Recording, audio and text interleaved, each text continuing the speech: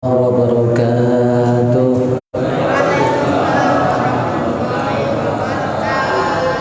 Bismillahirrahmanirrahim.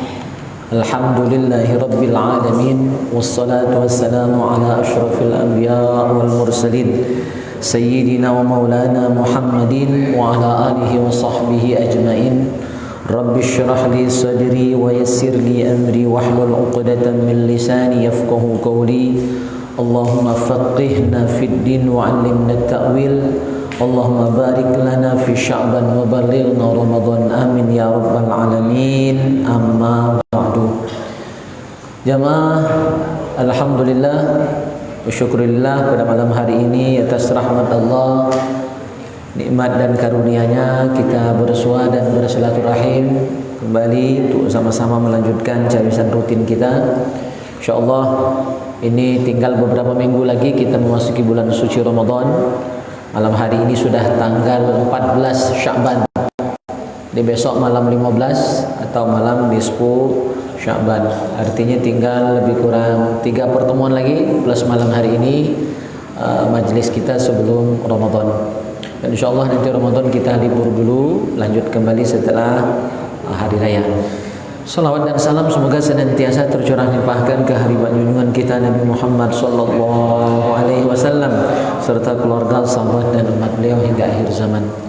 Jamaah yang mulia, kita awali majelis kita mari dengan sama-sama bacakan suratul Fatihah, terkhusus mengarang kitab yang kita kaji di majelis ini, dan semua ulama kita, guru-guru kita, orang-orang soleh dan wali-wali Allah dimanapun berada. Dan untuk kita, harapan kita semoga Allah jadikan kita orang yang soleh, yang beriman, yang bertakwa dan yang istiqomah dalam keimanan dan ketakwaannya.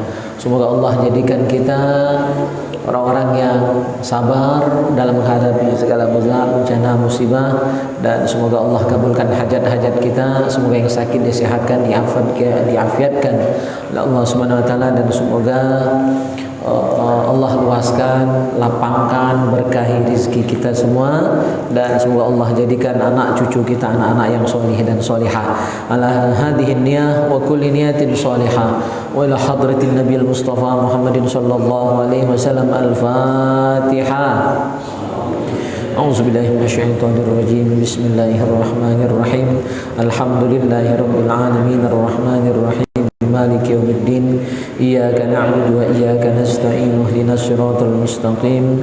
Siratal ladzina an'amta 'alaihim ghairil maghdubi 'alaihim waladdallin. Amin. Kita bahas kitab puasa malam hari ini sebagai bekal dan persiapan kita menjelang bulan suci Ramadan. Namun sebelumnya kita akan jelaskan sedikit tentang malam nisfu Sya'ban yang jatuh besok kalau hitungan kita, karena istikmal bulan Rajab kemarin. Ada yang malam hari ini sudah nisfu Sya'ban karena dia ikut kalender. Tapi kalau yang dia ikut kalender karena melihat bulan ru'yatul hilal, ternyata bulan Rajab kemarin itu digenapkan menjadi 30. Maka otomatis berarti nisfu Sya'bannya mundur jadi besok. Jadi karena perbedaan metode, ada yang pakai hisab ngitung. Kalau ngitung malam hari ini sudah nisfu Sya'ban. Tapi kalau pakai metode ru'yatul hilal, melihat hilal, maka besok baru nisfu Sya'ban. Nah, besok itu malam nisfu Sya'ban itu malam mulia. Nabi menghidupkan malam itu semalam suntuk. Dalam hadis di kitab Fadail Awqat karya Imam Al-Baihaqi disebutkan, diriwayatkan dari Siti Aisyah radhiyallahu anha, pada malam nisfu Sya'ban itu Nabi yusalli qa'iman wa qa'idan hatta asbaha. Jadi Nabi itu sholat malam di malam nisfu Sya'ban itu semalam suntuk sampai subuh, sampai tiba waktu subuh. Nabi itu sholatnya qa'iman, berdiri, capek berdiri, qa'idan duduk. Jadi berdiri, duduk, ya. Semalam-malaman beliau udah istirahat, sholat. Karena malam hari itu malam mulia, Allah ampuni dosa-dosa kita, Allah terima laporan dari malaikat amal kita selama setahun. Itu dilaporkan malaikat, ya, selama setahun. Dan malam hari itu juga ditentukan celaka atau bahagia kita. Dan juga malam hari itu malam nisfu Sya'ban, rezeki kita ditentukan. Ya, direview kembali kira-kira bakal dapat banyak apa dikit. Nah, itu ditentukannya di malam nisfu Sya'ban. Dan Allah tantang kita pada malam hari itu. Hal min mustaghfirin fa'aghfirulah. Ada dak yang nak minta ampun, aku ampuni dosanya. Ada dak yang nak minta rizki, aku kasih rizkinya pada malam hari itu. Ya, kata Allah dalam hadis qudsi disebutkan. Nah, jadi malam hari itu malam pengampunan dosa, malam pembagian rizki, malam penentuan takdir gitu. Pada malam nisfu Sya'ban itu mayoritas orang diampuni. Saking banyaknya yang diampuni pada malam nisfu Sya'ban itu sebanyak jumlah bulu kambing yang ada di Bani Kilab. Bukan sikok kambing. Ada ribuan kambing di Bani Kilab itu, seluruh bulunya dihitung, sebanyak itulah yang dapat ampunan pada malam nisfu Sya'ban, kecuali sikok yang musyrik tak diampuni dosanya. Maka taubatlah. Yang kedua, musyahin. Musyahin itu yang bermusuhan, yang putus silaturahim, yang tak baik, tak akor, ya, tak saloan, buang muka kalau ketemu. Rakyat jahat dibuang-buang pula kan, Pak De, ya? Itu tak boleh. Terus siapa lagi? Mudminu khamrin, yang mabuk-mabukan, yang masih melakukan dosa, minum minuman keras, narkoba, tak taubat sampai malam nisfu Sya'ban, tak diampuni dosanya. Terus yang berzina, musirrun ala zina, selalu berbuat zina dan belum taubat sampai malam nisfu Sya'ban, dosanya tak diampuni. Siapa lagi? Al-hikdu, yang menyimpan rasa dendam dengan orang lain. Walaupun orang sudah jahat sama kita, kita tidak boleh dendam. Kadang-kadang itu dendam tidak sih, cuma ngomongnya ini, biarlah, ya, pacarlah Tuhan balas dia. Itu masih dendam juga. Karena kita mewakilkan dendam kita kepada Tuhan, seolah-olah Tuhan itu jahat lah kita tuduh. Ya kan? Aku tidak ada sakit hati, pacarlah Tuhan balasnya. Itu dendam tanpa kita sadari. Cuma kita mewakilkan balas dendamnya ke Tuhan. Ini ucapan sehari-hari yang sering tidak kita sadari. Pecah bawa agama kita tuh ngomong kan, biarlah Tuhan yang balas dia. Masih nak minta balas, berarti kan masih dendam, masih luwat berarti. Nah itu, yang ada dendam tak diampuni dosanya malam nisfu Sya'ban. Siapa lagi? Qattat, tukang fitnah, tukang bohong, tukang dusta, tukang adu domba, tukang buat cakap sana sini, jadi orang kerok ribut, putus silaturahim gara-gara itu. Nah, nauzubillah. Ya, jadi jangan sampai jadi orang yang tadi sudah kita sebutkan, karena akibatnya fatal, ya, dia tidak diampuni dosanya, tidak dikabulkan hajatnya pada malam nisfu Sya'ban. Jadi perbanyak amalan malam besok. Siangnya puasa. Ya, siangnya puasa. Hadisnya jelas, riwayat Siti Aisyah radhiyallahu anha. Jadi Nabi itu kalau bulan Sya'ban beliau puasa nyaris full, illa qalilan, kecuali hanya sedikit. Jadi nyaris tak sebulan penuh, dikit, paling beberapa hari yang beliau sisakan, ya, untuk puasa di bulan Sya'ban, khususnya nanti di tanggal 15-nya nisfu Sya'ban. Baik, kita bahas Kitabus Syiyam, bab puasa. Sudah persiapan, berarti tinggal 16 hari atau 15 hari lagi kita akan memasuki bulan suci Ramadan. Kita bahas bab puasa dulu. Yang pertama, ta'rifus syiyam, definisi puasa. Arti puasa itu apa? Bab ibadah ini perlu kita pelajari. Bagaimana sering saya sampaikan, ibadah itu tak sah kalau tak kati ilmu. Walaupun benarnya kebenaran. Kebenaran yang kebetulan itu dianggap tidak ada nilai. Jadi kita tuh benar karena memang tahu itu benar. Bukan kebenaran, bukan kebetulan, bukan nebak-nebak, bukan ngira-ngira. Karena syarat sahnya ibadah ada ilmu. Di samping juga harus ikhlas. Ikhlas, berilmu, benar, baru ibadah kita insyaallah sah secara hukum. Nah, definisi puasa secara bahasa adalah al-imsak, menahan. Jadi arti puasa tuh menahan. Nahan makan, nahan minum, nahan ngomong yang basing-basing, ya. Nahan perbuatan maksiat dan dosa, itu namanya puasa.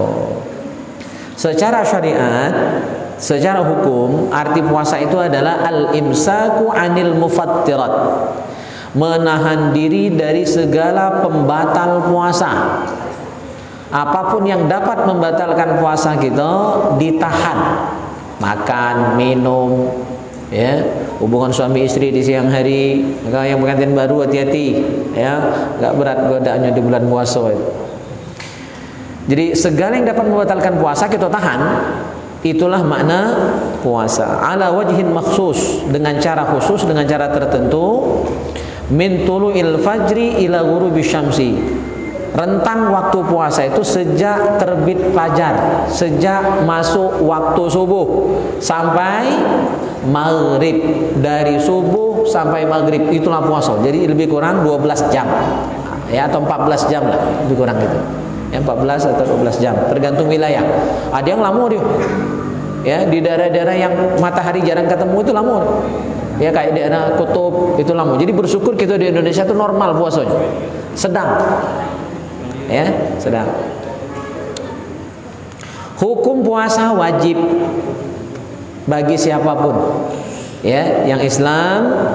Ala kulli muslimin balighin qadirin akilin. Orang Islam yang akil baligh, yang mampu ya. Dan puasa ini termasuk maklumun minad din bid darurah, termasuk urusan yang sangat urgen, sangat penting dalam Islam. Sejarah diwajibkannya puasa tahun 2 Hijriah. Berarti Nabi, kesimpulan para ahli sejarah, Nabi itu puasanya cuma 8 tahun. Karena di Mekah belum wajib puasa. Pas Nabi lah hijrah ke Madinah, itu pun bukan tahun pertama. Tahun kedua Nabi hijrah ke Madinah baru puasa diwajibkan. Jadi ternyata Nabi cuma puasa 8 kali. 8 tahun.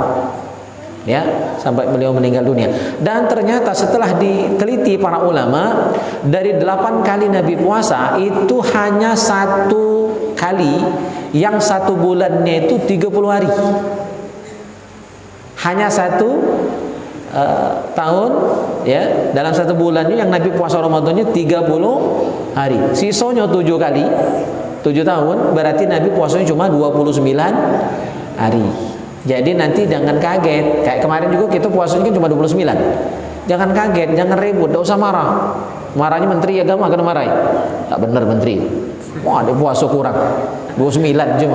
Indah, Nabi puasanya mayoritas 29 hari. Kita ini kadang-kadang dikompori, masuk unsur politik di dalam, oleh luar dengan menteri, salah galau kebijakan dia. Bukan urusan menteri juga, menteri itu ngundang uang banyak. Dia tuh cuma ketok palu baik. Kita ini kadang-kadang tidak tahu urusan. Ngomong sana, ngomong sini, status sana, status sini. Kok jahat tuh lah pemerintah. Kita kalau jahat silakan dikritik, tapi kalau benar juga jangan pelit untuk memuji kebijakan yang benar. Nah, itu baru adil. Jangan salah galau. Ya, kan yang benar. Ya, jadi 1 bulan itu dalam Islam cuma 2 macam. Bisa 29, bisa 30, dua-duanya benar. Ya, dan itu wilayah ijtihad. Yang namanya ijtihad, benar salah kati dosa. Ya, salahnya dapat pahala 1, kalau benar ijtihad itu pahalanya 2. Jadi dapat pahala 2. Dan kita tidak tahu yang mana yang benar, yang mana yang salah. Di akhirat kaget baru tahu benar salah. Di dunia ini mau tak benar tuh lah tuh. Nak benar tuh lah kalau di dunia ini. Tidak tahu, tidak bisa kita pastikan apakah Muhammadiyah yang benar, apakah NU yang benar, ya, apakah pemerintah yang benar. Wallahu a'lam. Itu masing-masing ijtihad kok. Jadi tidak usah ngotot gino. Tapi untuk kita sebagai warga yang baik, manut baik. Itu bukan wilayah kita kan, netap-netapkan itu. Pemerintah punya alat kan. Seluruh Indonesia punya Kementerian Agama, tingkat provinsi, tingkat kabupaten. Seluruhnya itu dikerahkan. Dihadiri juga MUI. Seluruh unsur hadir. Setiap daerah itu punya teropong bintang semua. Di Palembang itu di atas Hotel Aston. Ya kan? Itu neropong se-Indonesia, yang mana yang dijenguk langsung dilaporkan ke pusat. Hasilnya baru rapat. Jadi bukan basing-basing netapkan Ramadan itu ya. Jadi seandainya Ramadan itu 29 hari tidak salah. 30 juga benar. Ya, nak milo Muhammadiyah laju, milo pemerintah boleh. Cuma lebih aman, saya ikut fatwa guru saya, Kiai Balian. Beliau ngikut ayat, ya ayyuhalladzina amanu atiullah wa atiur rasul wa ulil amri minkum. Hai orang beriman, taati Allah. 2, taati Rasul. 3, ikuti, taati pemimpin selama tak salah. Ya, itu lebih aman ikut pemerintah. Seandainya keputusan pemerintah salah, kita tak nanggung dosa, pemerintah juga tak dosa. Itu ijtihad kok. Yang namanya ijtihad itu kalau salah dapat pahala 1, kalau benar pahalanya 2. Di mana dosanya? Masalahnya benar salah kita tidak tahu. Wallahu a'lam. Al-haqqu mir rabbik. Yang paling tahu benar cuma Allah. Kita udah baca nama klaim. Uji kita benar. Belum tentu nah, jadi itu puasa ya. Dari fajar sampai maghrib. Terus Nabi puasa itu cuma 8 tahun. 1 tahun 30 hari. Yang sisanya 7 tahun itu Nabi puasa tiap bulan Ramadan cuma 29.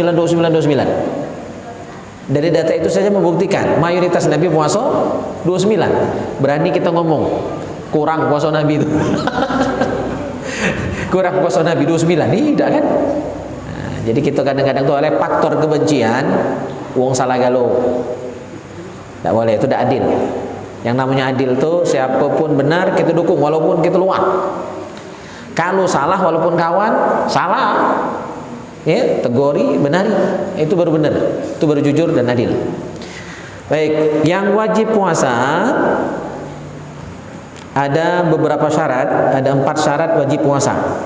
1 Islam, nah, kita Islam kalau Terus yang kedua balik, ini syarat wajib puasa. Kalau sudah balik wajib puasa. Berarti yang belum balik belum wajib, tapi sudah dilatih. Ini anak-anak gitu nih udah dilatih.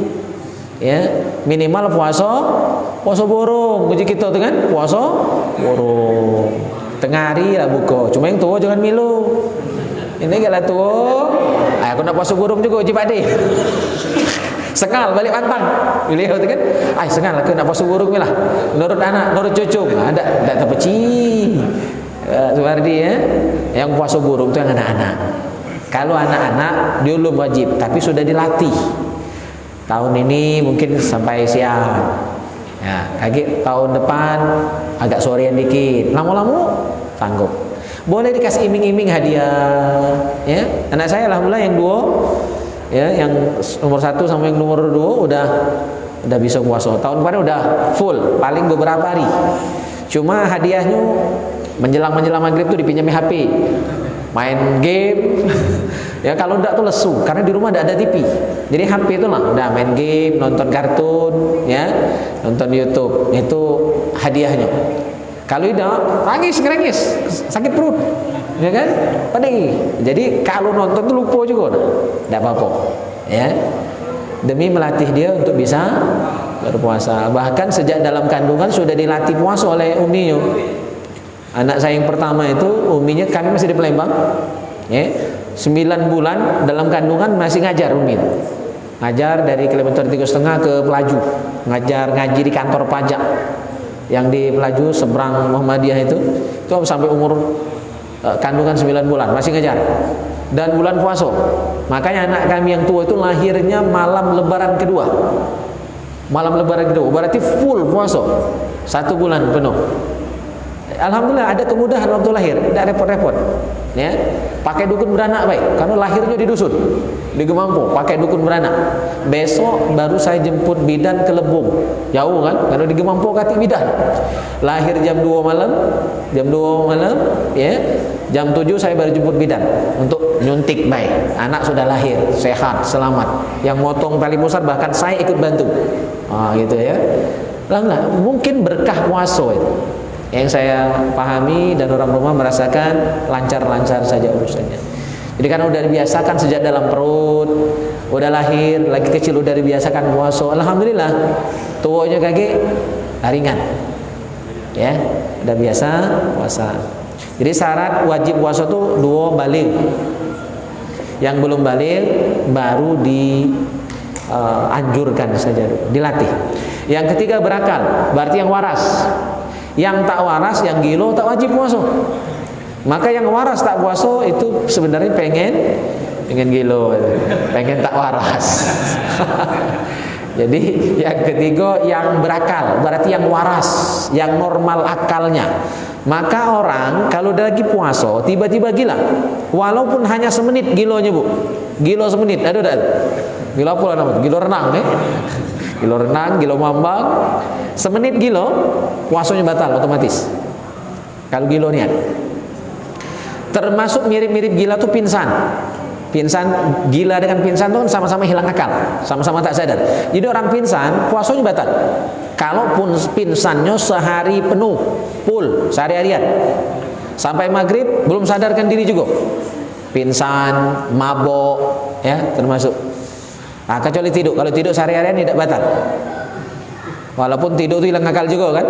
Nah, tapi tidak membatalkan puasa, tapi makruh. Ya, dari subuh maghrib baru bangun. Banyak nian bonus tidak terasa lapar. Cuma sebanyak dosanya. Semayang zuhur liwat, kan asar liwat, saya bangun dari sahur langsung buka. Tapi tidak batal kalau tidur. Nah, yang batal puasa itu kalau gila, mabok, pingsan. Nah, tinggal beda tiga ini. Kalau gila walaupun denget batal. Kalau pingsan dan mabok selama tidak sehari penuh, puasanya tidak batal. Misalnya 5 menit sebelum maghrib bangun dia, sadar, waras. Orang yang pingsan dan mabok tadi, maka puasanya sah. Tapi kalau sampai azan maghrib tidak sadarkan diri juga, maka puasanya baru batal. Yang keempat, syarat wajib puasa itu mampu. Ya, al-qudratu 'ala shaum hissan wa syar'an, mampu berpuasa. Nah, mampu, sanggup berarti sehat. Tidak lagi sakit. Orang sakit tidak wajib puasa. Nah, tinggal sakitnya ada dua. Ada sakit bengat. Tahu bengat, Bu? Parah, ya. Tidak ada harapan sembuh. La yurja bur'uhu. Orang yang sakit bengat parah, tidak ada harapan sembuh, dia tidak wajib puasa dan tidak wajib qada. Cukup bayar fidyah saja. Dan itu vonis dokter, bukan uji kita. Menuju kita pening kepala lagi parah. Apalagi pening itu oleh buntu kan. Oh, parahnya ada gitu kan. Kati ubat buntu tuh pening lawat. Nah, ya. Kalau tidak ada harapan sembuh dan itu vonis dokter, tenaga ahli, bukan macam-macam, ya, maka orang itu tidak wajib puasa, tidak wajib qada karena tidak ada harapan sembuh. Cukup bayar fidyah. Ya. Sebulan penuh berarti dia fidyah dulu. Fidyah itu nanti mengeluarkan satu hari itu 6,7 ons beras. Atau genaplah 7 on, 7 mata. Boleh genap ke sekilo. Nah, jadi kalau 30 hari 30 kilo beras mengeluarkan untuk fidyah. Ganti orang yang tidak puasa karena sakit tidak ada harapan sembuh. Atau orang yang sudah pikun, itu tidak wajib puasa. Orang yang sudah pikun, ya, sudah tidak perlu sadar lagi. Ada nyamuk, cuma lah tidak perlu sadar lagi. Kadang tuh sholat berkali-kali. Sudah sholat subuh, diingatkan, mak kamu telah sholat. Belum sih, sholat lagi 2-3 kali kadang sholat. Nah, itu udah pikun. Tapi awalnya sehat. Nah, itu tidak wajib lagi puasa walaupun ini dia udah pikun. Maka kalau disanggup silakan. Ya. Nah, yang kedua, sakit masih ada harapan sembuh, masih muda belum. Berarti tidak parah. Boleh dia tak puasa, tapi tetap wajib kok. Tak boleh diganti fidyah yang model ini. Kelemahan dia, baru pening kepala bayar fidyah. Besok kena besul bayar fidyah, tidak kena. Tak sah fidyahnya dan puasanya tetap wajib diqada. Gitu. Tidak mampu, ya. Dianggap tidak mampu orang sakit. Itu syarat wajib. Sekarang syarat sah. Syarat sah ada 3. Satu Islam. Berarti orang kafir tak sah puasanya. Yang kedua tamyiz. Tamyiz ini maksudnya fala yasihu min mu'man alaihi aw sukran. Berakal tadi, sadar, bisa membedakan baik buruk benar salah. Berarti orang yang pingsan dan mabuk tidak sah puasanya kalau sehari penuh. Yang ketiga khuluwus shaimah min haid aw nifas aw wiladah walau mudghah. Tidak dalam kondisi haid dan nifas. Jadi ibu-ibu yang lagi haid dan nifas tidak wajib puasa, tidak sah puasanya, haram puasa. Ya, nanti tinggal qada setelah habis Ramadan. Kalau lagi puasa tiba-tiba haid, batal. Misalnya haidnya 5 menit sebelum maghrib, tetap batal. Nak semenit sebelum maghrib haid, batal masih. Nah, yang bagus itu kalau sudah azan maghrib, ya kan, udah berbuku baru haid. Nah, itu bonus kan, ya, gitu. Jadi yang haid dan nifas tidak wajib puasa, bahkan batal puasanya ketika sedang puasa tiba-tiba haid.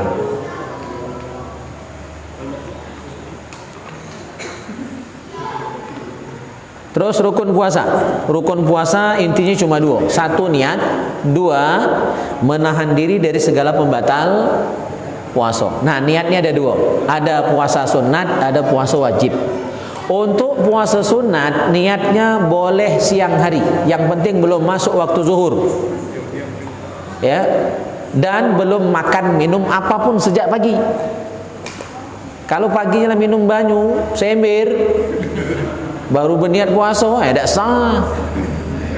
Jadi untuk puasa sunat, niatnya sah siang hari, yang penting belum masuk waktu zuhur. Misalnya balik sholat subuh, nanya ke rumah, nanya ke rumah, ada makanan tak begini? Ada katik, puasa, boleh. Atau pagi belum sarapan, lapar perut, keremat-keremat kan, balik ke rumah, muka todong nasi, ada piring baik, katik nasinya.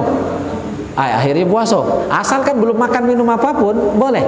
Kalau puasa sunat niatnya di siang hari sebelum, yang penting sebelum masuk waktu zuhur.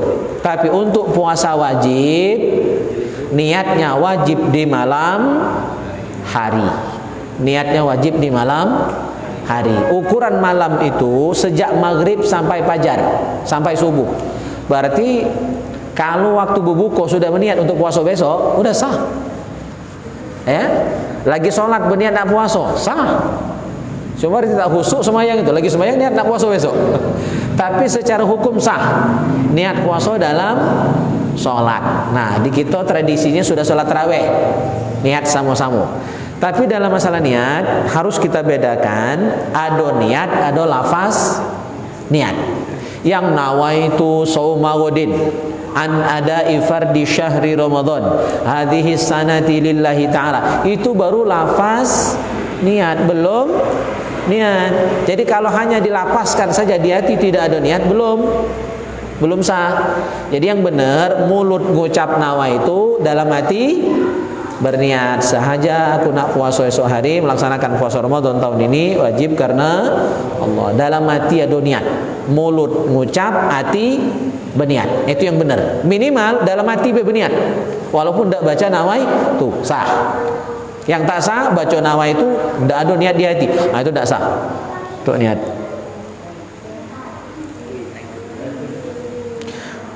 Nah, mana kalau tidurnya kesiangan? Malam tidak berniat. Waktu tidur kesiangan, bangun azan subuh, baru bangun, ya, baru berniat bersamaan dengan terbit fajar, bersamaan dengan azan subuh, sah tak puasanya? Tak sah. Karena niat puasa wajibnya di malam hari, wajib tabyid, wajib berniat di malam hari. Yang kedua, rukun puasa itu adalah menahan diri dari segala pembatal puasa. Apa yang membatalkan puasa? Satu, al-aklu wa syurbu amdan, makan dan minum dengan sengaja. Berarti kalau tak sengaja, tak batal. Walaupun sepiring, dua piring, seketel, bu makannya, tapi lupa nian, bukan wadus, cacat lupa. Ada kan film para pencari Tuhan itu ya? Wah, dia menghayal, mudah-mudahan uji dia lupa aku kayak gitu. Diniatnya lupa niat. Akhirnya sampai yang lain-lain pun lupa. Nah, itu film ya. Tidak boleh diniatin. Tapi kalau betul-betul lupa, akhirnya makan, nah itu rezeki. Ya, itu rezeki. Mau kasih. Cuma begitu ingat, ya buang. Jangan laju cak-cak lupa kan? Ya. Jadi ketika kita misalnya lupa makan, ya, itu bagian dari rezeki. Tidak batal puasa kalau tidak sengaja. Nah, cuma begitu misal teringat, lagi ngunyah terkenang. Nah, puasa aku nih, jangan tegok, jangan ditelan, dibuang dan dikumur-kumur setelah itu. Ya, jadi wajib kumur-kumur, jangan ditelan. Bonus telan. Sejak dia teringat tidak boleh ditelan. Selama dia lupa boleh ditelan. Bahkan bobo boleh kalau betul-betul lupa. Ya. Nah, jadi kalau lagi makan tadi tiba-tiba terkenang dia puasa, maka wajib dikeluarkan yang di mulut, yang di lah di perut biarlah, yang di mulut mah dibuang. Setelah dibuang yang dalam mulut, kumur untuk membersihkan. Karena kalau masih tersisa kaki tertelan. Makan itu ukurannya, walaupun yang ditelan tadi sebesar simsim itu biji wijen. Sebesar biji wijen yang ditelan lewat gorokan itu berarti ditelan. Kalau masih dalam mulut tidak batal. Kalau udah ditelan sebesar biji wijen batal. Nah kalau nasi tadi tidak dikumur-kumur dalam mulut, tertelan batal. Sebesar biji wijen lagi batal, apalagi sebesar nasi. Kumur-kumur. Makanya hukum kumur-kumur ketika puasa itu banyak. Ada yang sunnah ketika wudu dan mandi wajib. Jadi wudu untuk zuhur, untuk asar tetap sunnah kumur-kumur. Cuma jangan berlebihan sampai itu tidak boleh. Cukup diputar 2-3 kali dalam mulut, buang. Hidung itu ini itu sunnah kumur-kumur walaupun lagi puasa. Yang kedua, kumur-kumurnya wajib. Kapan? Tadi kalau misalnya lupa makan, dalam mulut masih ada, maka dikumur-kumur. Atau gusinya berdarah. Gusi berdarah bercampur dengan air liur, tidak boleh ditelan air liurnya, harus dibuang dan dikumur-kumur. Nah, hukum kumur-kumurnya wajib. Ada yang hukum kumur-kumurnya itu haram. Kapan hukum kumur-kumurnya haram? Ketika kumur-kumur pakai kuah bakso. Ya. Kumur-kumur pakai kuah bakso, es teh, ya kan, sirup, pakai es belo kan. Nah, itu haram. Karena bukan kumur-kumur biasanya, maju dia. Batal puasanya. Jadi makan minum yang sengaja. Kalau tak sengaja atau dipaksa, kalau kau tak makan, kau bunuh kau. Dan orang itu memang betul-betul ngancam oleh dia nak ganggu ibadah gitu. Akhirnya kita karena dibawa tekanan, dipaksa makan. Tapi tidak ada keladasan, minta paksa nian kan? Sandiwara. Batal tuh lah, Allah tahu kalau kita mau memang betul-betul dipaksa di luar kemampuan kita nak nolaknya dan nyawa taruhan. Akhirnya kita terpaksa makan. Ya, bukan senang di hati walaupun dipaksa tadi ya, keladasan, batal dia. Yang kedua, usulu syai'in ilal jawf. Sampainya sesuatu ke dalam rongga, ke dalam lubang yang ada di tubuh. Mulut, lewat gorokan. Kalau dalam mulut tidak batal, tapi kalau lewat gorokan baru batal. Makanya nyicip masakan tidak batal, tapi di lidah sudah itu diludahkan. Masuk telinga bagian dalam, masuk hidung, masuk dubur dan kubul. Nah, apapun yang masuk ke lubang-lubang yang ada di tubuh kita tadi batal. Kecuali masuknya tidak melalui lubang. Misalnya suntiknya di sini, suntiknya di pantat. Batal enggak? Tidak. Kalau yang disuntikan adalah obat. Tapi kalau yang disuntikan itu infus itu kan pengganti makan minum, energi dia. Jadi makan minum, pengganti makan minum, ya, maka diobatan. Jadi suntikan itu ada dua macam. Kalau untuk obat tidak batal. Tapi kalau suntikannya berupa infus, vitamin, ya, maka dia membatalkan puasa.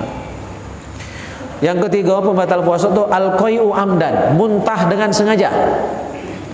Berarti kalau muntahnya karena demam, masuk angin, muntah, tidak batal. Nah, beberapa hari yang lalu ada yang nanya, Ustaz aku pernah demam, laju muntah, uji anak dia batal, puasa aja. Uji ku tidak batal, salah nanyo kamu tuh, nanyo anak. Mana anaknya dari pesantren baca tahu. Jadi kalau muntahnya karena demam tidak batal. Yang batal itu sengaja nih, korek-korek. Mual, muntah, nah itu yang batal. Al-wat'u amdan, berhubungan suami istri dengan sengaja, batal, bahkan kena kafarot. Nah, berarti kalau lupa, lupa nian tapi tidak batal. Ya kan, lupa nian. Pacak tak kira-kira lupa, pacak baik. Tidak sengaja baik. Kalau lupa tidak batal, sama macam makan. Cuma kalau sengaja batal dan kena kafarot.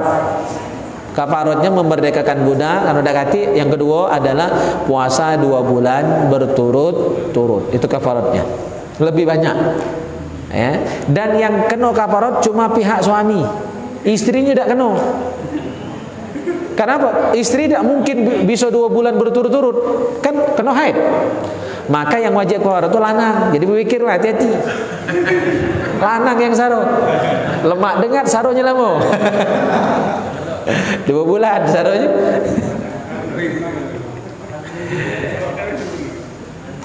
Nah, tapi ada ketentuan. Yang batal itu kalau dia langsung tancap gasnya ke sana. Pembatalnya langsung hubungan suami istri. Tapi kalau dia lah makan minum dulu, batalnya dengan makan minum, baru nanti hubungan suami istri, itu hanya batal saja, hanya dosa saja, tidak kena kafarat. Tapi jangan salah gunakan ilmu itu. Dikasih tahu Ustaz, berarti batal ke dulu dengan makan. Sudah tuh baru ke sana. Baru kami borongan. Itu tidak kena kafarat, tapi sengaja haram. Ngakali hukum namanya itu. Ya. Modus.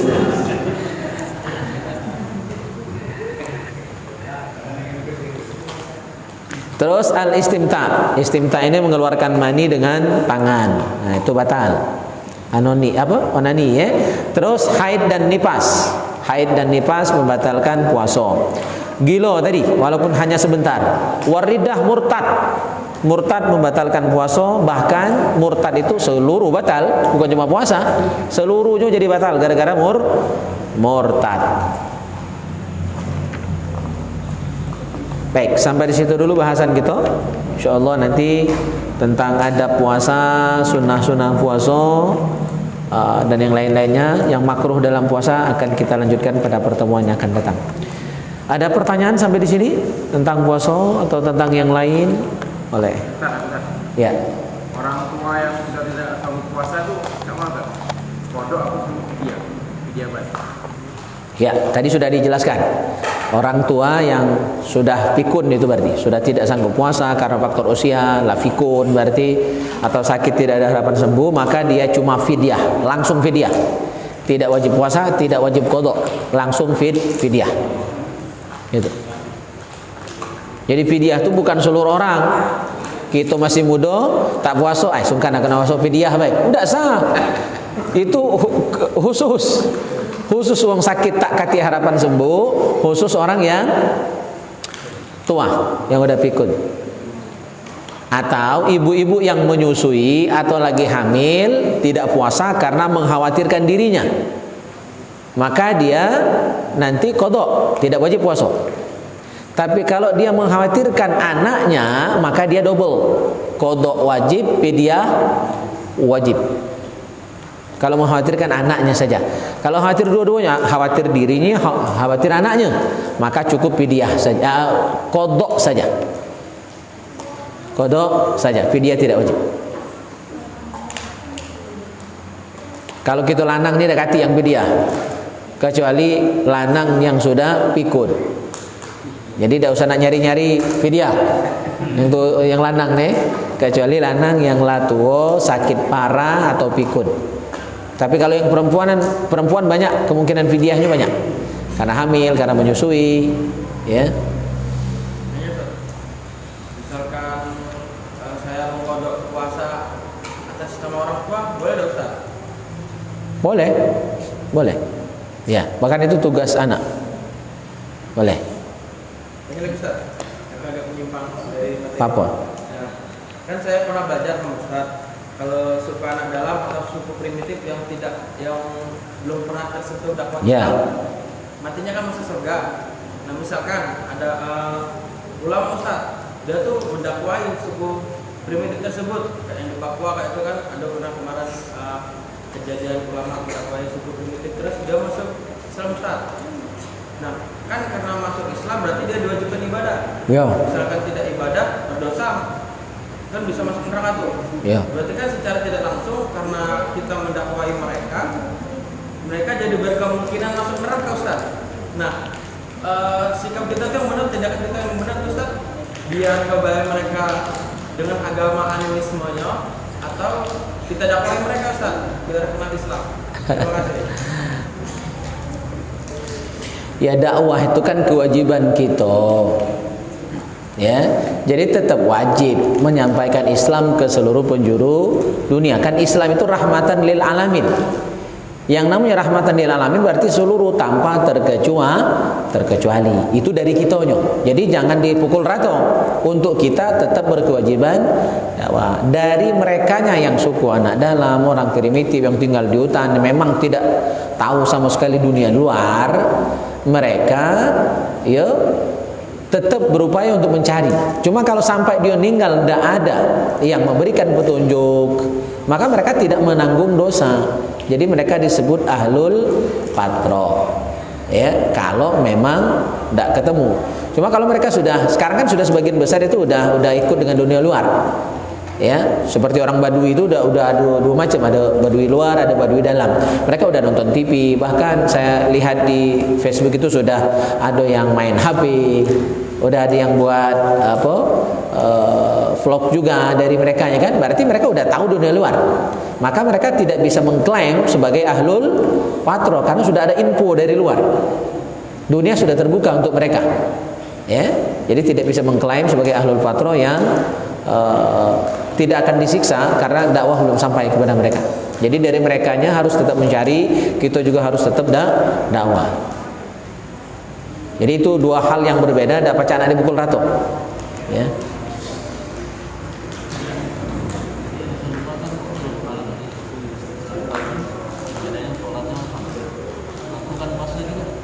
Ya. Jadi Nabi malamnya sholat pas nisfu Sya'ban itu, terus siangnya puasa. Minimal menghidupkan malam nisfu Sya'ban itu tradisi di kita ini sudah minimal itu. Baca Yasin 3 kali itu sudah minimal. Kalau nak ikut Nabi, sholat semalam suntuk, tidak akan sanggup kita. Minimal maghrib berjamaah, isya berjamaah, antara itu kita baca Quran atau kita majlis, nah itu sudah dapat fadilah menghidupkan malam nisfu Sya'ban. Jadi jangan kosong ibadat malam itu.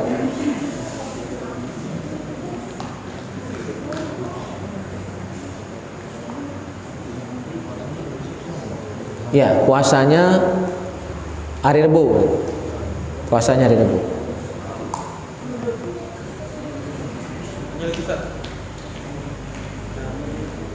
Saya kan sering Ustaz ketemu postingan Ustaz, ibadah kita belum tentu diterima, tapi dosa kita sudah pasti dicatat. Nah terus kan saya pernah belajar dari Ustaz, kalau dosa itu dicatat, kalau kita ditunggu 7 jam dulu kan, kalau kita bertobat maka tidak jadi dicatat kan, kita dihapus dosanya. Dan terus kami juga pernah belajar dengan Ustaz, kan kita ini Allah itu sesuai prasangka makhluknya. Terus kita kan ini baru berniat baik pun sudah dicatat pahala. Apa ya. Ustaz? Pahala ibadah kita itu tidak diterima sama Allah. Ya, jadi itu sebenarnya akhlak. Ya, jadi adab kita jangan kegeeran, jangan kepedean. Sebenarnya intinya ke situ. Jadi meskipun amal kita sebanyak apapun, jangan merasalah pantas masuk surga, pasti diterima. Karena ketika kita mikir pasti diterima, akhirnya kita merasa udah banyak amal nih. Ya, efeknya nanti akan malas ibadat karena merasa sudah banyak. Dalam konteks itu lebih baik kita mikirin seperti itu. Nanti takutnya disalahpahami. Tapi dalam konteks kita berbaik sangka dengan Allah, ya silakan. Nah, itu ada, jadi di timingnya itu. Kapan kita harus mikirnya merasa banyak dosa, merasa amal itu tidak diterima, itu di saat kita lagi gagah-gagahnya. Ya. Karena akhirnya kita jadi malas ibadat. Tapi di akhir-akhir hayat kita itu harus diperbanyak husnuzonnya. Apalagi sudah lagi sakit, sudah menjelang kematian, itu harus memperbanyak baik sangka. Jadi sebenarnya itu bukan bertentangan. Saya yakin Anda itu agak bingung kan, ngapa main ini kayak bertentangan. Itu sebenarnya timingnya. Kapan kita harus merasa paling jahat? Itu lagi muda-muda ini. Karena biasanya muda ini galak sombong, galak merasa hebat, ya kan? Galak merasa lebih-lebih dari yang lain. Nah, untuk ngekat itu, untuk meredam sombong tadi, kita mikir kita banyak jahat. Jadi hilang sombongnya, itu maksudnya. Tapi di saat kita lah tua, lah sakit, apalagi sudah sakaratul maut, itu perbanyak baik sangka, yakin amalku pasti diterima, aku lah rajin main ini, agar kita berbaik sangka. Ketika kita meninggal dunia dalam kondisi berbaik sangka, insya Allah Allah rahmati kita dengan itu. Jadi itu masalah timing, waktu. Kapan kita berpikir begini, kapan kita berpikir begini, itu waktunya yang menjadi masalah, bukan bertentangan. Ya. Baik, ada lagi?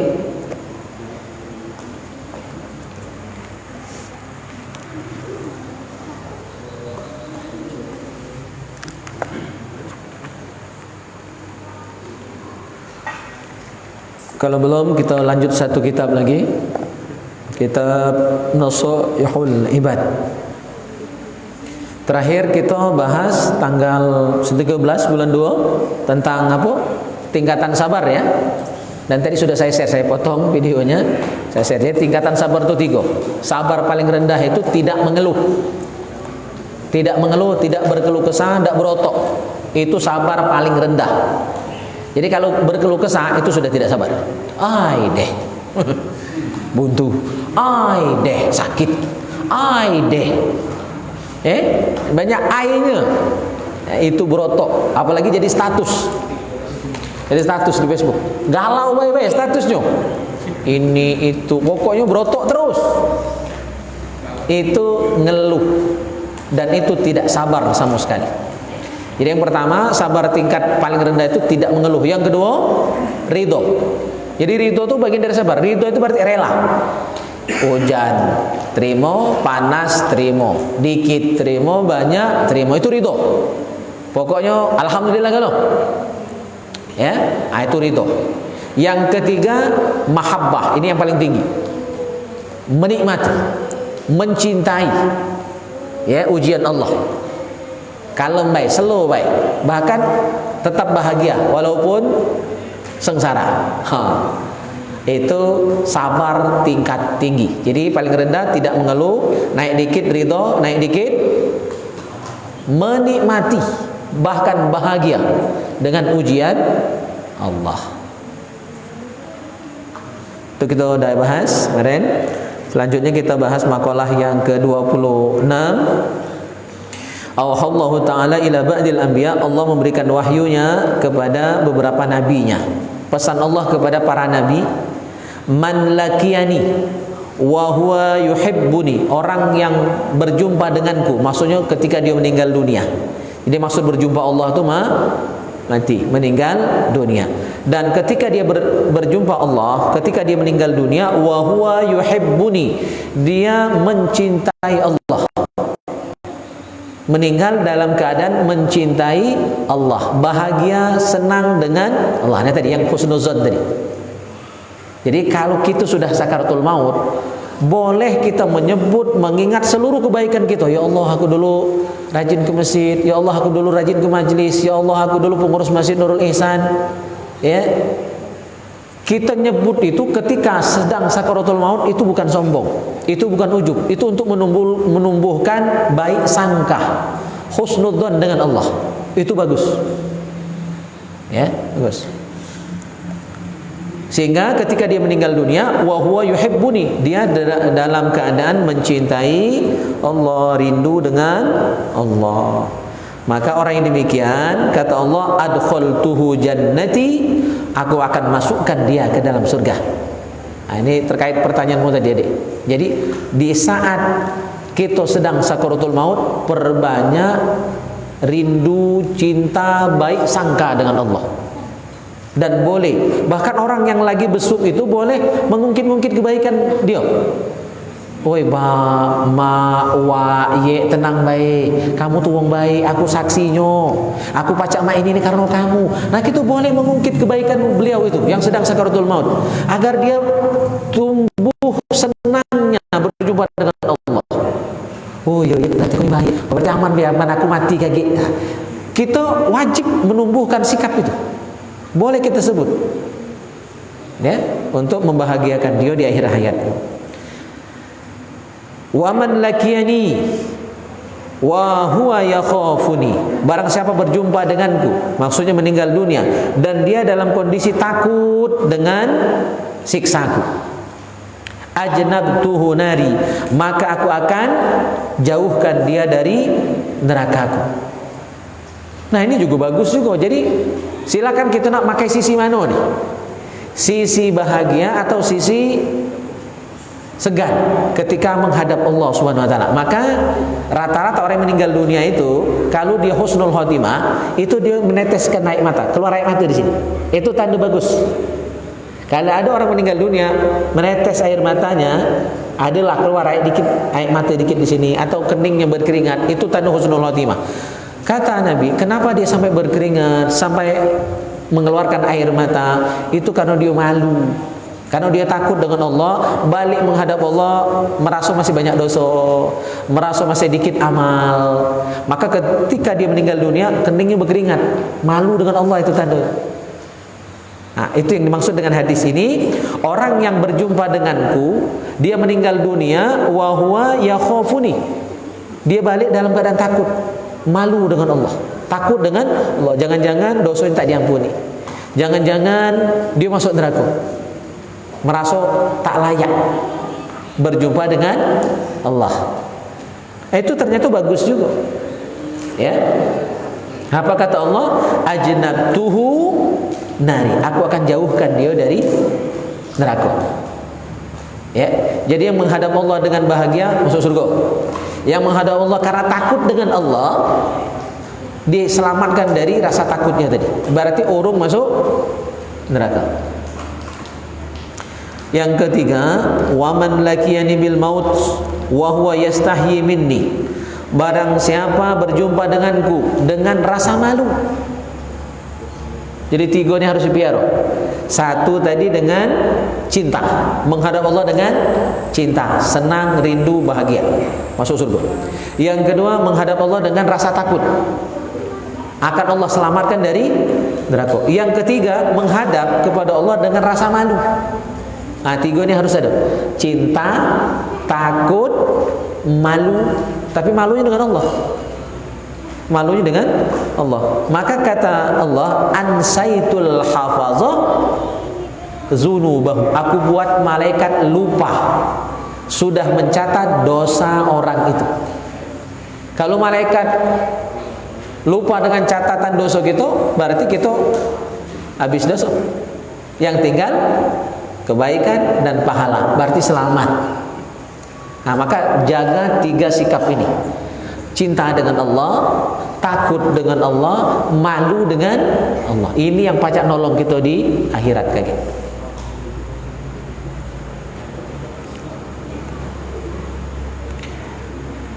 Nasihat yang ke-27. An Abdullah bin Mas'ud, dari Abdullah bin Mas'ud, addi maftaradallahu alaik, tunaikanlah yang wajib ya bagi kita. Wajib apa? Salat, puasa, zakat, haji, itu yang wajib-wajib. Tunaikan ibadah wajib. Takun a'badan nas, maka engkau akan menjadi orang yang paling ahli ibadah. Jadi ahli ibadah itu minimal yang wajib kati yang tinggal, itu sudah disebut ahli ibadah. Wajtanib maharimallah, takun azhadan nas, jauhilah hal-hal yang diharamkan oleh Allah, maka engkau akan menjadi orang yang paling zuhud. Jadi zuhud itu minimal yang haram tidak kita sentuh, yang haram tidak kita pandang, yang haram kita hindari, kita jauhi. Sudah jadi orang yang paling zuhud. Ya.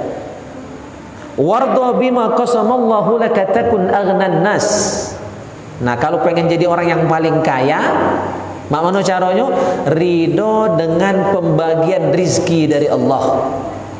Ridho, kaya ridho, miskin ridho.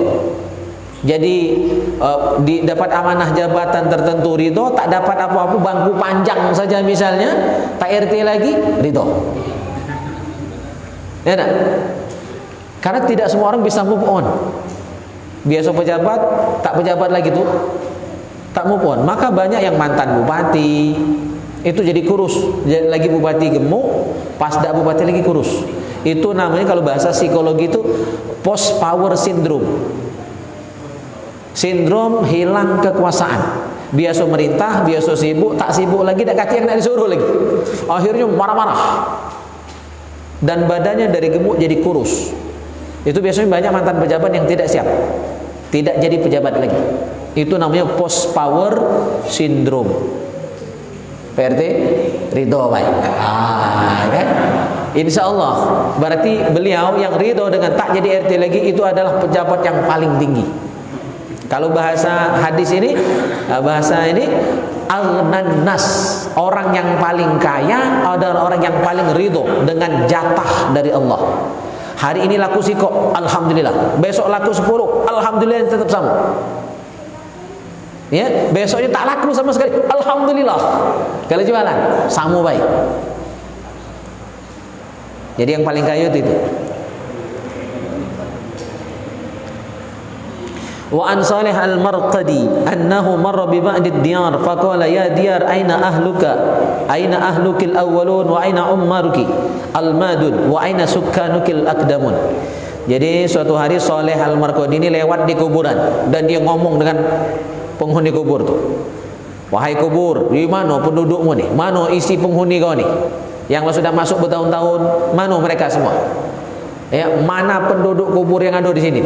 Apa kabar mereka? Ngomong dengan orang dalam kubur. Tiba-tiba ada suara memanggil. Terkejut dia ya. Dia tadi mungkin main-main kan, ngomong dengan kubur itu. Tiba-tiba fahatafa bihi hatib, ada suara yang berseru. Suara tanpa rupa. Gara-gara dia ngomong di kubur itu, tiba-tiba ada suara. Apa suara itu? Bunyinya in qata'at atharuhum. Pengaruh mereka, bekas mereka, peninggalan mereka udah habis. Tak tersisa, dagingnya habis, tulangnya lancur, tinggal batu nisan baik. Suara tadi ngomong. Man kita lah berlari itu. Ada suara dari kubur. Wabaliyat tahtat turab, telah rusak, hancur, binasa di bawah tanah. Ajsamuhum, jasad-jasad mereka sudah hancur dimakan tanah. Wabakiyat a'maluhum qalaid, yang tinggal hanya amal mereka. Jadi badan habis, reto habis, namo habis, peninggalan habis juga. Yang tinggal amal yang digantungkan di leher mereka. Maka perbanyak amal kalau nak masuk kubur tuh kayak. Amal tuh lain baca nolong kita. Dua lagi kita bahas. Wa an Ali radhiyallahu an tafaddal ala man syi'ta fa anta amiruh was'al man syi'ta fa anta asiruh wastaghni amman syi'ta fa innaka naziruh. Berbuat baiklah kepada siapapun, maka engkau akan menjadi raja. Jadi kalau nak jadi raja, rajin berbuat baik kepada orang lain. Pasti orang yang sudah menerima kebaikan kita tadi pasti akan senang sama kita. Sayang, senang. Makanya ini yang diturut oleh para caleg-caleg tadi. Ya, baik, ini kan ada kena tadi. Nah, makanya sebagusnya baiknya itu sepanjangan, bukan cuma waktu nyalon baik. Ya, waktu kampanye baik. Jadi kebaikannya itu kurang. Was'al man syi'ta fa anta asiruh. Mintalah sesuatu kepada siapapun, maka engkau akan menjadi tawanannya. Jadi kalau kita senang dengan minta-minta dengan seseorang, kita akan ditawan oleh orang itu. Akhirnya apapun kehendak dia, kita turuti. Kita jadi kebo di cucuk hidung itu, kebo buling, sapi buling, ditarik kemana be, nurut. Karena utang jasa. Utang jasa kan? Ya. Dan itu tidak kelemahan. Wastaghni amman syi'ta fa innaka naziruh.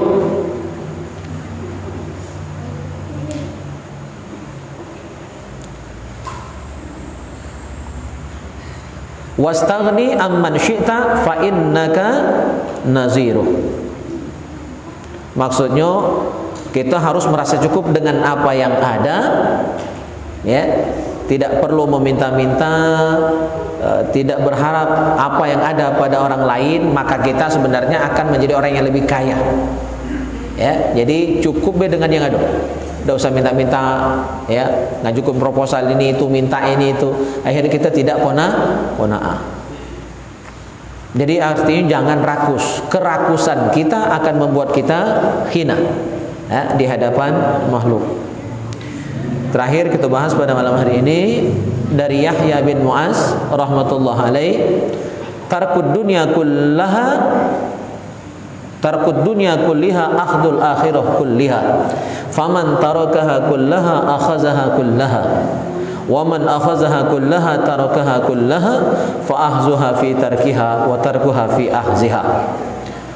Agak susah memahami kalimat itu kalau tanpa membaca syarahnya, ya, karena kalimat kayak bolak-balik. Tapi dengan baca syarahnya kita akan paham. Maksud kalimat itu adalah ay faman a'radu 'anid dunya bil kulliyati ahabbal akhirah hubban katsira. Barang siapa berpaling dari dunia, tidak cinta dunia, maka dia akan lebih cinta dengan akhirat. Artinya kejarlah akhirat. Ya. Kejarlah akhirat. Jangan kejar dunia. Kalau kita sibuk ngejar dunia, akhirat akan hilang. Akhirat justru akan lari. Faman ahabba dunya bil kulliyah a'rada 'anil akhirati bil kulliyah. Barang siapa mencintai dunia, maka akhirat akan berpaling darinya. Jadi kalau kita ngejar dunia, akhirat lari. Ngejar akhirat, dunia ngirik. Nah, ibarat yang paling sering kita dengar itu adalah nanam rumput, padi tidak mungkin tumbuh. Rumput itu dunia, padi itu akhirat. Nanam rumput, padi tidak akan ikut. Tapi nanam padi, rumput pasti ikut tumbuh. Jadi kejarlah akhirat, dunia ngiring. Jangan kejar dunia, akhirat lari. Ya, gitu. Maka kesimpulannya, fahubbul akhirah sababul i'rad anid dunya. Ya, dengan sebab kita mengejar akhirat, maka kita akan berpaling daripada dunia. Tapi meskipun kita berpaling dari dunia, dunia masih ngikut dulu. Ya. Oleh karena itu tidak ada orang yang mencintai akhirat yang hidupnya susah, tidak ada. Walaupun dia buntu yang bahagia. Walaupun dia jomblo yang bahagia. Karena bahagianya bukan dengan dunia, tapi bahagianya dengan Allah, bahagianya bersama Allah Subhanahu ta'ala. Baik, kita cukupkan bahasan kita malam hari ini. Semoga menjadi nasihat bagi kita semua. Amin Allahumma amin. Sebelum ditutup, ada nak ditanya? Nothing? Oke. Ada di online. Ya. Dari Kak Dedi Rinaldi.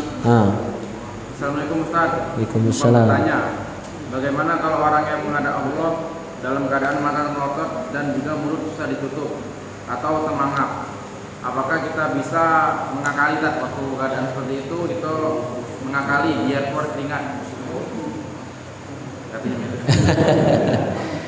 Ya, kalau mulut tertutup itu karena kelambatan ditutup, maka sunnahnya ditutup sebiasa mungkin. Oleh karena itu boleh dikebet, boleh diikat, ya, mulutnya. Seharusnya cepat. Begitu dipastikan meninggal dunia, mulut dirapatkan, bahkan boleh diikat, dan mata harus cepat dipejamkan sembari membaca Bismillahi wa ala millati Rasulillahi sallallahu alaihi wasallam. Kalau kelamun agak sulit, ditutupkan matanya. Dan ada cara terakhir adalah jempolnya ditarik bersamaan, jempol tangan dengan jempol kaki. Berarti dua orang, ada yang narik jempol tangan, ada yang narik jempol kaki secara bersamaan, dan sambil dipejamkan matanya sembari membaca Bismillahi wa ala millati Rasulillahi sallallahu alaihi wasallam. Rata-rata mangap, rata-rata orang meninggal dunia matanya jelid, rata-rata seperti itu.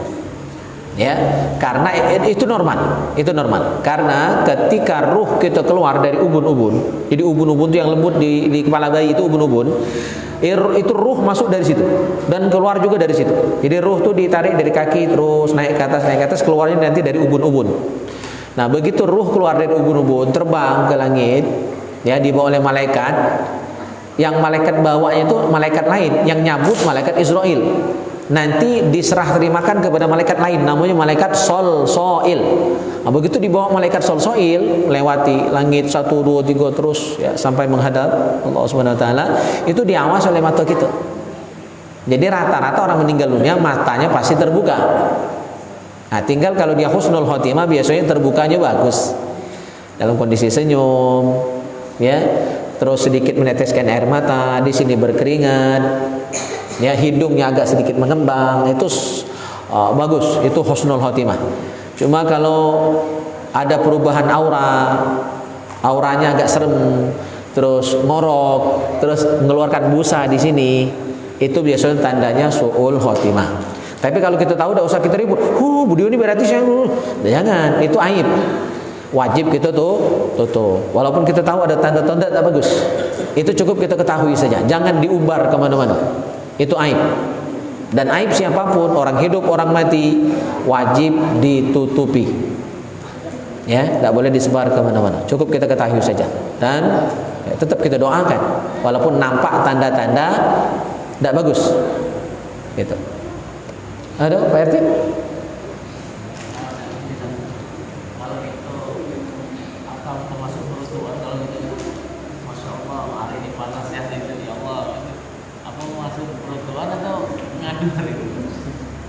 Kalau sekedar ngomong, oh panas ada apa-apa, jangan disertai kalimat tidak menerima. Ai, panas polo, sarona pergi. Nah itu berutuk itu. Cuma kalau, oh panas hari ini ya, sekedar ngomong itu tidak jadi masalah, boleh. Ayo jangan nyari itu. Ya, sekedar ngomong itu tidak apa-apa. Tapi kalau disertai rotuan karena gagal hajat dia gara-gara hujan dan panas tadi, itu tidak nerima, tidak ridho berarti. Kalau tadi cuma cakap baik, oi panas berarti, oi hujan hari itu, hanya sekedar itu, tidak apa-apa. Ada lagi? Cukup? Ibu-ibu ada?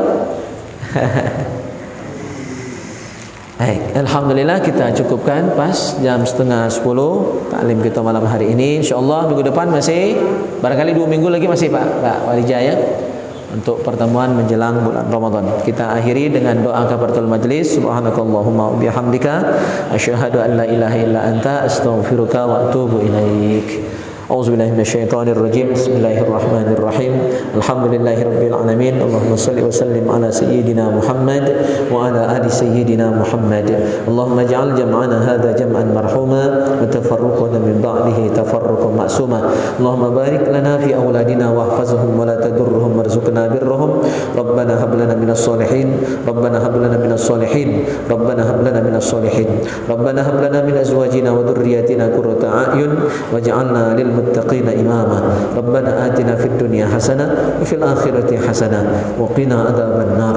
Sallallahu ala khairi khalqihi Muhammad wa ala alihi wa sahbihi ajma'in. Walhamdulillahi rabbil alamin. Taqabbalallahu minkum.